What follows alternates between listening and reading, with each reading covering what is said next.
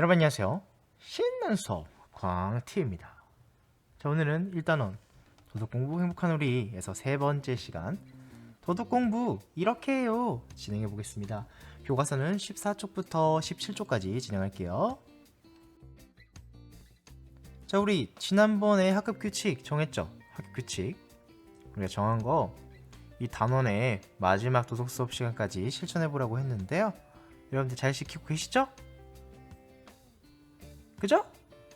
예, 넘어가겠습니다. 자, 오늘의 내용이에요. 오늘은 14쪽부터 진행할 건데 도덕 공부 이렇게 해요. 읽어보겠습니다. 생활 속에서 도덕 공부를 꾸준히 실천하려고 할 때에는 여러 가지 어려움에 부딪히게 됩니다.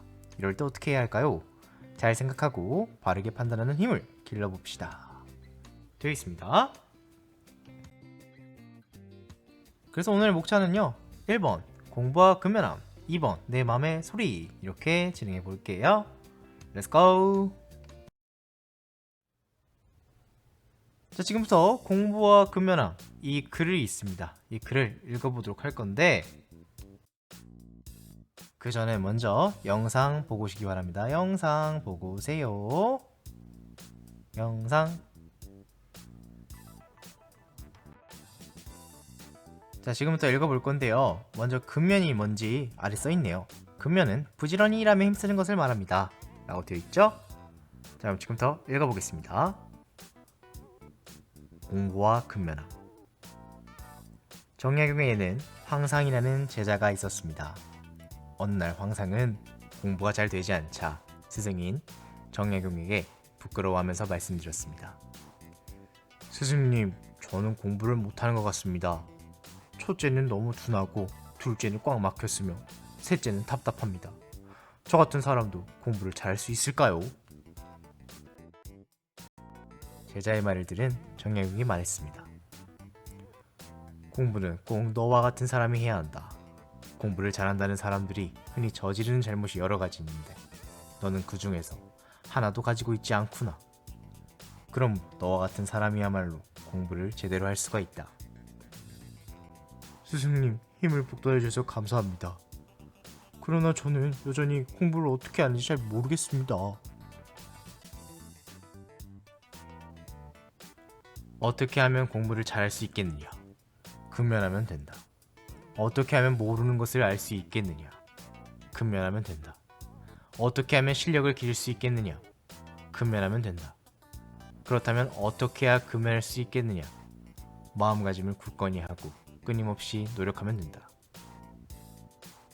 황상은 이후 스승의 말씀을 마음 깊이 새기고 행동으로 옮겨 훌륭한 선비가 되었습니다. 네, 정야용은 제자의 단점에 대해 어떻게 생각하였나요? 기억하셔요? 네, 단점이 곧 장점이 될 수 있다. 그리고 자신의 단점을 알고 있다는 것은 그것을 고칠 의지가 있는 것으로 보았습니다. 그래서 단점을 아는 건 어떻게 보면 내가 더 발전할 수 있는 좋은 계기가 될 수 있죠. 다음, 정야용이 공부할 때 근면해야 한다고 강조한 까닭은 뭐였죠? 근면하면 공부에 파고들 수 있고요. 근면하면 막힌 곳을 뚫어낼 수 있고 근면하면 실력을 갈고 닦을 수 있기 때문입니다. 이 세 가지로 공부할 때 근면을 강조했죠. 자, 그럼 공부를 하는 사람에게 근면함이 왜 필요할까요? 이제 교과서에 있는 질문입니다. 왜 필요할까요?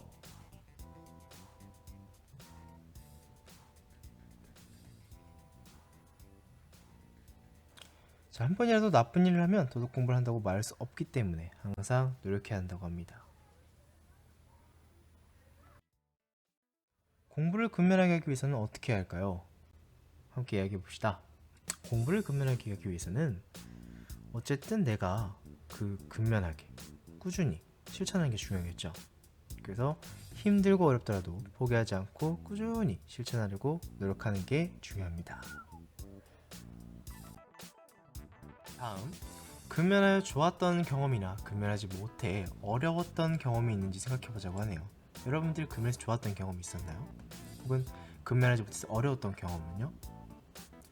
좋았던 경험은 내가 부지런히 청소해서 반 깨끗해진 것도 있을 거고, 부지런히 노력해서 공부를 한 결과 좋은 성적을 얻을 수 있는 것, 성과를 이루는 것, 그런 것들이 좋았던 경험이 될 수 있겠네요.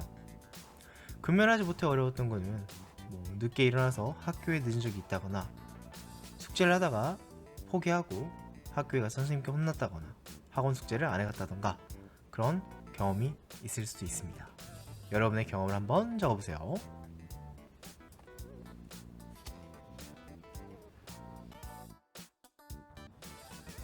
자, 정약용이 아들에게 쓴 편지가 있대요. 한번 선생님이 읽어보겠습니다. 나는 너에게 땅을 넘겨줄 만한 벼슬이 없다. 오직 두 글자의 신령스러운 부적이 있어. 이것으로 삶을 두터이 하고 가난을 구제하기에 충분하다. 이제 너희에게 주니 너희는 우습게 여기지 마라. 한 글자는 근이고 또 한 글자는 검이다. 이 두 글자는 좋은 밭과 비옥한 땅보다 훨씬 나으니 일생을 쓰더라도 다 쓰지 못할 것이다. 오늘 일을 내일로 미루지 않는 것. 사람마다 맡은 역할이 있어 그저 놀고 먹지 않고 잠시라도 한가한 시간이 없도록 하는 것이 근면합니다. 오래 입을 수 있는 옷, 굶어 죽지 않을 만큼의 음식으로 아끼고 절약하며 겸손한 마음으로 사는 것이 검소함이니, 사람이 천지간에 살면서 제일 귀하게 여겨야 할 것이 성실하게 사는 것이니 이러한 삶에 조금도 거짓됨이 없어야 한다. 이게 정약용이 아들에게 쓴 편지라고 합니다. 여러분들 어때요? 근검, 부지런하고 검소하고 중요한 것 같죠? 이 마음을 여러분들도 잘 새기시길 바랍니다. 자, 두 번째, 내 마음의 소리. 이제 여러분들이 잘 생각해서 판단해보는 시간이에요. 한번 읽어보겠습니다. 내 마음의 소리. 교과서는 16쪽. 윤희는 새학년이 되어 새로운 마음으로 공부를 열심히 하겠다고 생각했습니다. 그래서 매일매일 책을 열심히 읽겠다는 다짐을 하고 책상 앞에 다음과 같은 쪽지를 써서 붙였습니다. 하루에 1시간씩 책을 읽자. 첫날 윤희는 자신과 한 약속대로 열심히 책을 읽어 뿌듯했습니다. 그런데 이틀이 지나고 3일째 되는 날에는 친구들과 노느라 책을 읽는 것을 깜빡 잊어버렸습니다. 그래서 저녁 식사를 하고 책을 읽으려 책상 앞에 앉는 순간 평소에 즐겨보던 재미있는 텔레비전 방송이 시작되었습니다.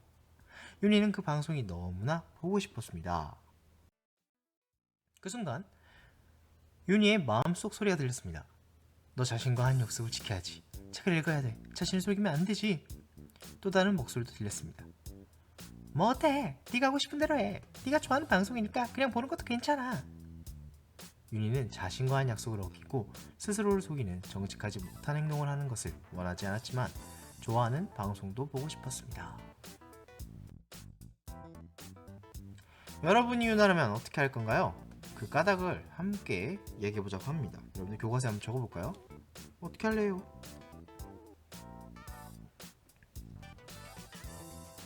아마 떳떳하고자 책을 읽겠다는 사람도 있을 거고, 약속을 어기고 방송을 보겠다는 사람도 있겠죠? 그 까닭도 한번 같이 적어보는 게 중요해요.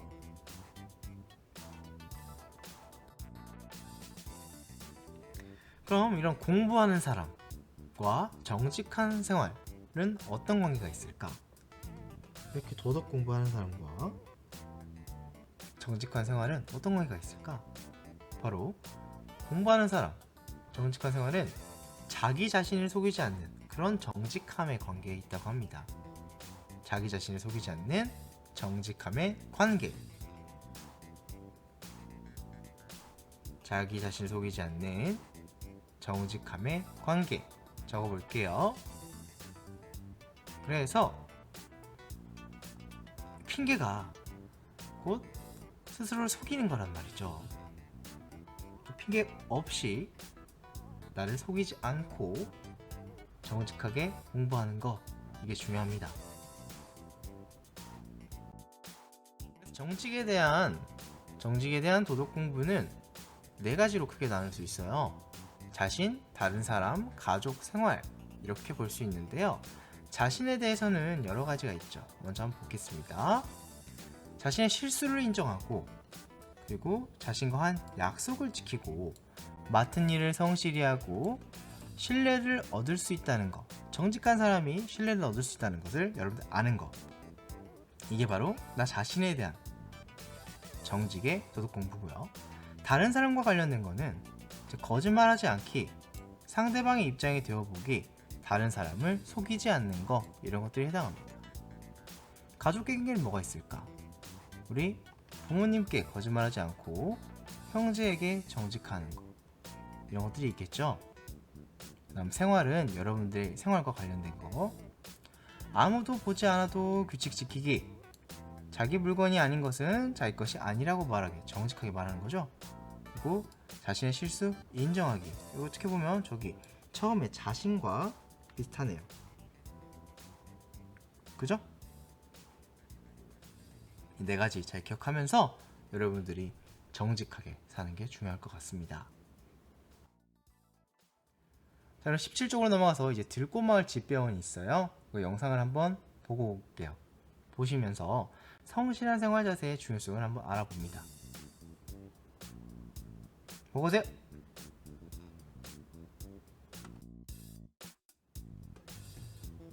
자, 보고 오셨죠? 그럼 한번 답을 달아봅시다. 집배원이 자신의 일을 성실하게 했더니 어떠한 결과가 나타났나요? 어떤 결과가 나타났죠? 예, 맞습니다. 다른 사람들에게 믿음과 존경을 받게 됐고 스스로도 뿌듯함을 느꼈다고 그랬죠? 그럼 해야 할 일을 미루고 싶을 때 그때는 어떻게 해야 할까요? 미루고 싶을 때 막 미루고 싶어 갑자기 마음이 생겼어. 그럼 어떻게 할래요 여러분들? 한번 적어볼까요? 어떻게 할래? 어떻게 할래? 예, 선생님이라면요 그래도 피하지 않고 좀 차근차근 해보고 싶습니다. 또 도움을 받더라도 끝까지 한번 해보고 싶네요. 이런 게 저는 이렇게 하고 싶습니다. 여러분도 한번 적어보세요. 여러분 어떻게 할지 한번 적어보시길 바랍니다.